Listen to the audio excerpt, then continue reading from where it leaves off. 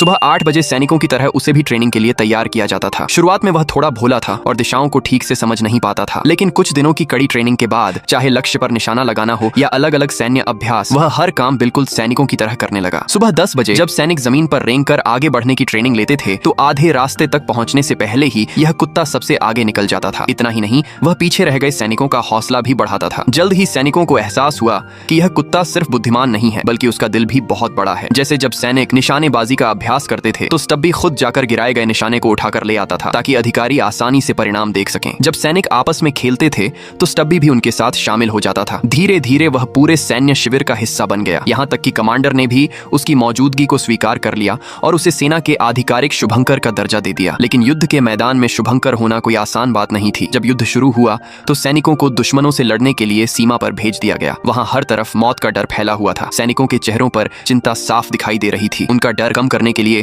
स्टब्बी ने पहुंचते ही चूहा पकड़ने का मजेदार प्रदर्शन किया, जिससे सभी सैनिक हंस पड़े। लेकिन यह खुशी ज्यादा देर तक नहीं टिक पाई। सुबह होते ही दुश्मन ने पहला हमला कर दिया। कई सैनिकों को संभलने का मौका तक नहीं मिला और वे वहीं शहीद हो गए। सैनिक अपने साथी की मौत का दुख भी नहीं मना पाए थे कि तभी एक और गोला उनकी तरफ आ गया। हमले के बीच बच निकलने के बाद स्टब्बी को अचानक आगे से कुछ आवाज सुनाई दी। वह तुरंत उस दिशा में दौड़ा और जोर जोर से भौंकने लगा। उसकी सतर्कता से सैनिकों को खतरे का पता चल गया और एक जवान की जान बच गई। आभार जताते हुए वह सैनिक जाते समय स्टब्बी के सिर पर हाथ फेरना नहीं भूला। वह सच में एक ऐसा कुत्ता था जो बिना किसी स्वार्थ के दूसरों के लिए जीता था। इसके बाद स्टब्बी पूरे सैन्य दल में मशहूर हो गया। हर महत्वपूर्ण मिशन में उसकी जरूरत पड़ने लगी। एक बार जासूसी मिशन के दौरान सैनिकों को पता चला कि दुश्मन जहरीली गैस से हमला करने की तैयारी कर रहा है। वे तुरंत सूचना लेकर वापस लौटने लगे। रास्ते में दुश्मन सैनिक घात लगाकर बैठे थे, लेकिन स्टब्बी ने पहले ही उनकी गंध पहचान ली। उसने अपने मालिक को जोर से धक्का देकर नीचे गिरा दिया और उसकी जान बचा ली। इस छोटी सी कोशिश ने युद्ध की स्थिति बदल दी। जब गोलियों की आवाज से घोड़े डरकर भाग गए तब रॉबर्ट समझ गया कि अब समय बहुत कम है। उसने अपना गैस मास्क निकाला और स्टब्बी को सूचना पहुंचाने के लिए आगे भेज दिया। उधर दुश्मन ने जहरीली गैस के गोले दाग दिए थे। अब सवाल था, क्या यह बहादुर कुत्ता अकेले ही अपना मिशन पूरा कर पाएगा?